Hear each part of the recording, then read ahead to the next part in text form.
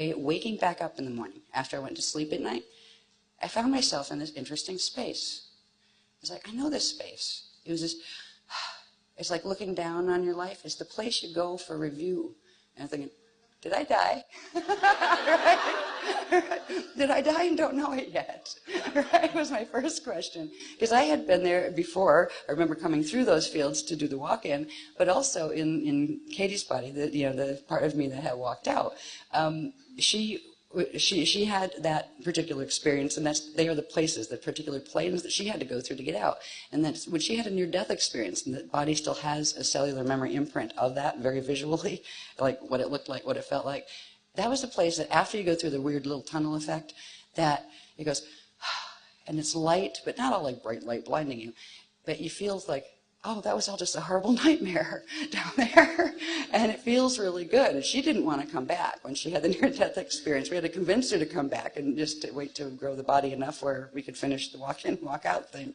But it was that place. So I really I remember finding myself, 3 mornings in a row, I found myself on the way back here, but to wakefulness, but very awake there.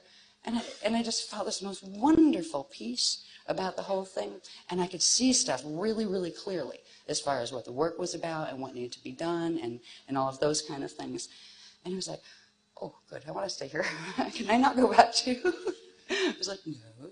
So the 3rd morning that happened, that one, I woke up and I felt a shift in my body, like the wave of peace from there came into my body.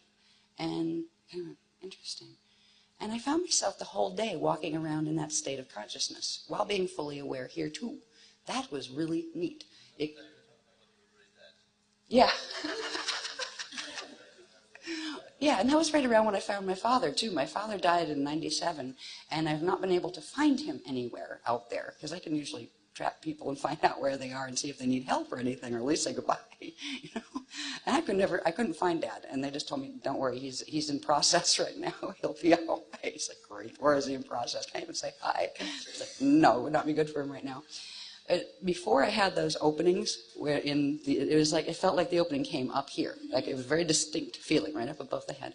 And right before that, I had this really strange dream experience first, where I found him, and he thought he didn't realize he had died. And there's a lot of people that get in this position, and they go into what are called review planes, and they don't realize their physical body had died. And it's like the matter state, because depending on where your consciousness is stationed, depends on what levels you feel or see as physical outside of yourself. And I guess it had been so traumatic